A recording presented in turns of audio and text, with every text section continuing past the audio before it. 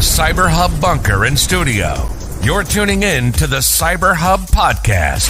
And now for your host and CISO, James Azar.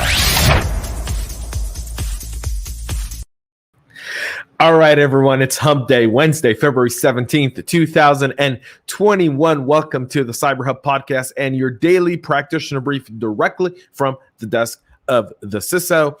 No headlines, no BS, just real risk, impact, and mitigation strategies across your organization. We're live on Facebook, LinkedIn, and YouTube. If this is your first time tuning in, please make sure to subscribe. You won't want to miss it. Also, if you're listening on your favorite podcast listening platform, subscribe. You can comment live right now on this podcast as well, so make sure to subscribe. Today's show is sponsored by our friends over at KnowBe4 and Wistic. You can see them in the show notes on YouTube. They're also tagged in our LinkedIn and Facebook posts, so check them out. Thank you for your support for today's show. So let's get some announcements out of the way before we get into really what's going on. We've got four really important stories coming out today, including the Jones Day, which is what you see in front of you, the law firm that's been allegedly breached. We have OpenSSL vulnerabilities that have been patched, Microsoft in a patch Tuesday headache, and we'll talk about an Android app that's been downloaded over 1 billion times that puts your company and your information at risk. So we'll get to those in just a moment. Before we do, though, I want to talk to you guys about the Cyber FinTech Conference I am hosting on April 26th through the 28th in Atlanta, Georgia, with my friends over at the Atlanta Tech Park. You can check it out, atpcyberfintech.com, atpcyberfintech.com. If you're interested to sponsor, let me know. If you want to attend as a practitioner, please let me know as well. I do have some complimentary passes available, so just DM me directly on LinkedIn and I'll get you taken care of. So that's it. Let's get right into today's news. So first of all, Jones Day, the law firm that represented President Donald Trump in some of his legal disputes, was breached, and some of those files are being distributed on the dark web.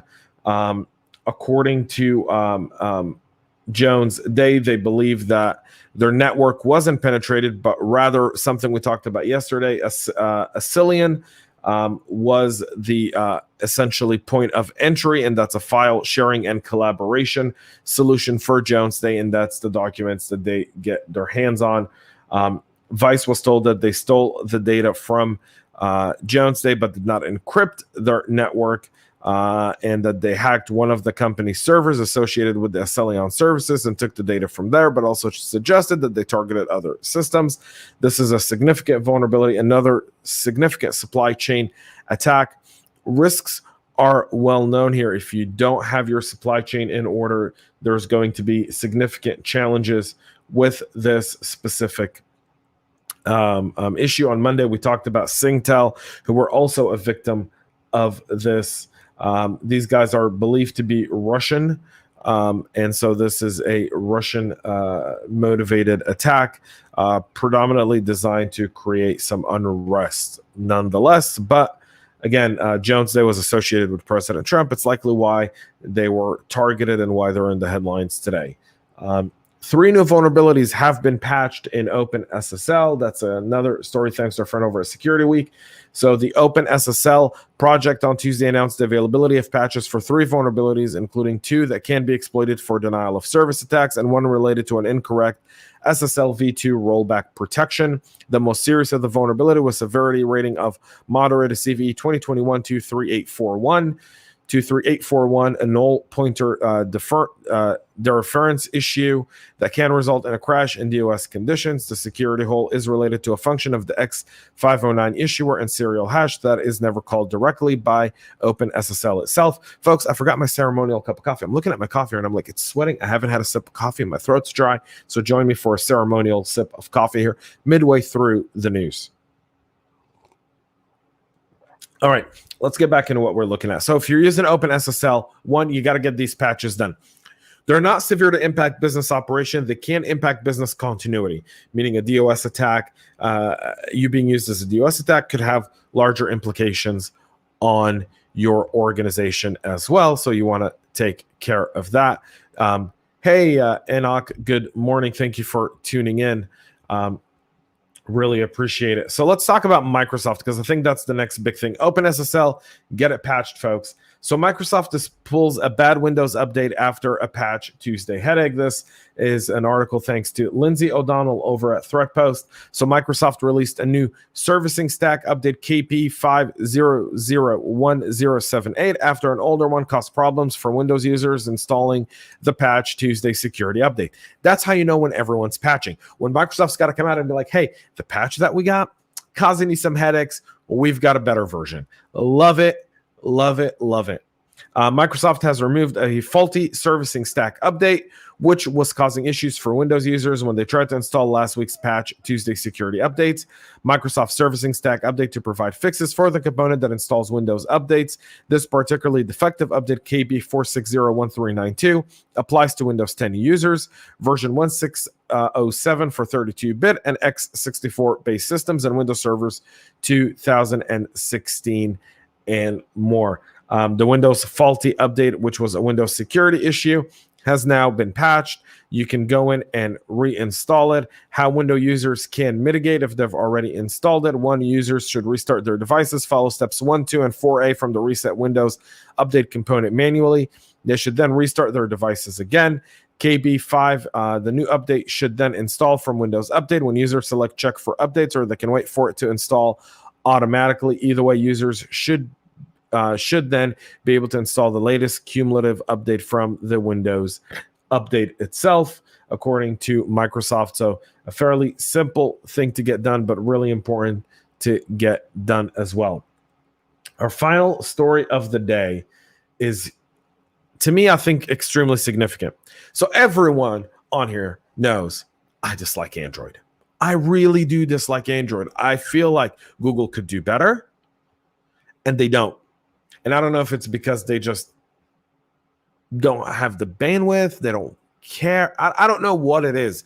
Maybe if you're with Google and you have some insight, you can tell me. I'm not trying to throw you guys under the bus. It's not what I'm saying. But why is it that every single week I get a list of like 100 Android apps that are all malicious, that are all filled with crap, and I've got to go talk to all my Android users in my organization? Why? I don't have to do that with Apple. So why do I have to do it with Android?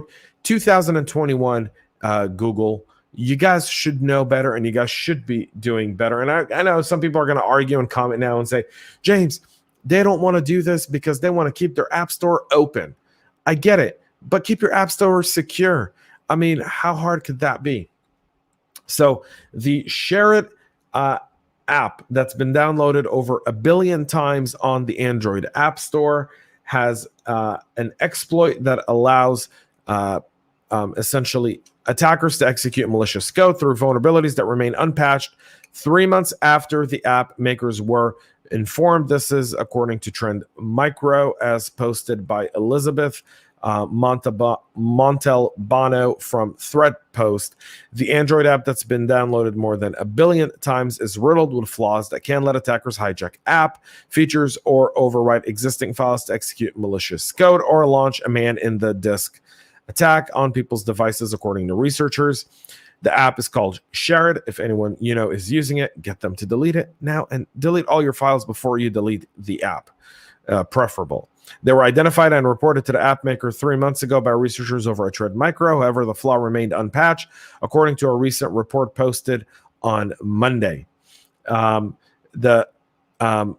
Echo Duane, who's a mobile threat analyst for Trend Micro, said that we've decided to now release it since it's been 3 months. We've given them time to take care of it, and it hasn't been done, and users should be made aware that this can be used. Now, understand, the fact that this is public now means attackers that didn't know this existed are going after. So if you're using the Share It app on Android for business, for personal reasons, whatever the case may be, delete your files, delete the app until it gets fixed, then go back to it and tell everyone you know. This is significant. This is how some supply chain attacks take place and how some document leaks happen through these unsecured apps. The developer specified a wide storage area root path, according to Trend Micro, and in this case, all files and the data that /data package folder can be freely accessed.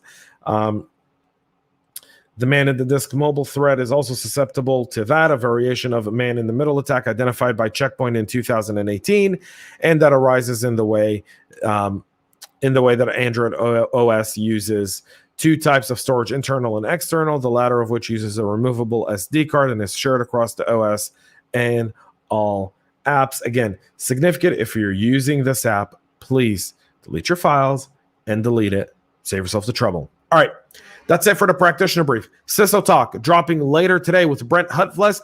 We're going to talk about practicing cybersecurity and why should cybersecurity be viewed in the same lens as medicine. You're not going to want to miss today's CISO Talk. That'll be live in a few hours. Also, CISO Secrets with my friends over at Checkpoint is also live today with Max Garcia, the CISO over at NCR. So you'll want to check both of those podcasts out today. A lot of content coming your way today from us here, folks, at the CyberHub podcast. So make sure you check it out. CISO Talk again with Brent Hutfles, the CISO over at Wind Creek Hospitality.